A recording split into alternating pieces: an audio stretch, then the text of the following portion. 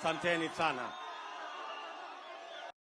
Ndugu zangu watu wa Kisumu na watu wa Kabonyo Kanyakwal, hamjambo?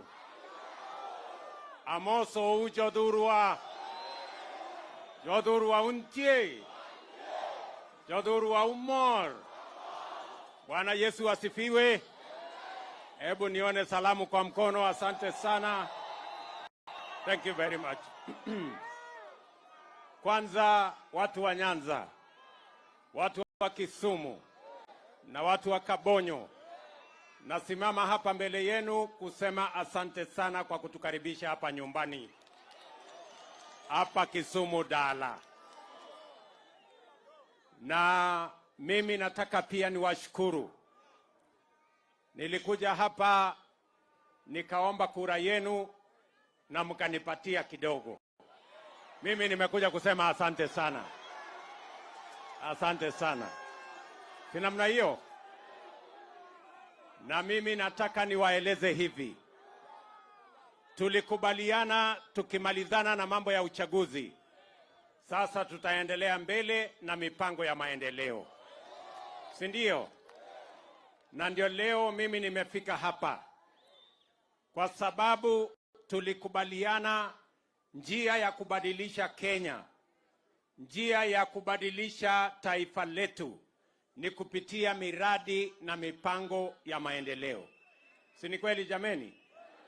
Mimi nimefika hapa leo kwa sababu hapa Kabonyo mumengojea hii mradi vile gavana amesema miaka 20.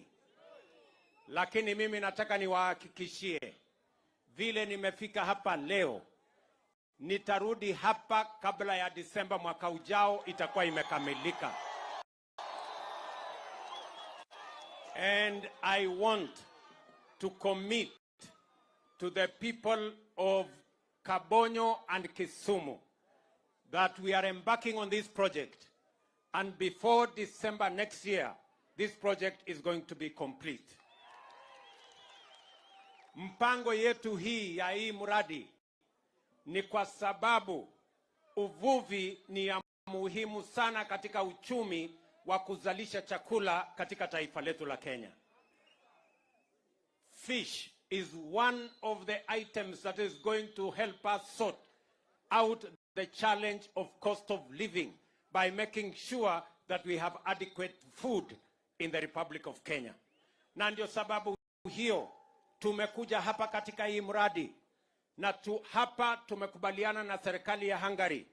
Hapa tunaweka pesa shilingi bilioni 1 kujenga hii mradi, kuhakikisha ya kwamba tutakuwa na fish pond, kuhakikisha ya kwamba tutatoa hapa fingerlings.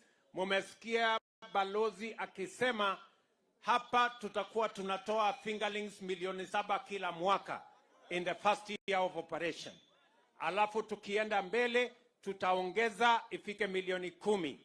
Na mpango yetu ni kwamba ili tuwe na samaki ya kutosha, hapa ndio tutazalisha fingerlings, tutaziweka katika zile fish ponds zingine katika sehemu hii, na vile vile tutatumia katika restocking ya Lake Victoria hapa chini. Hapa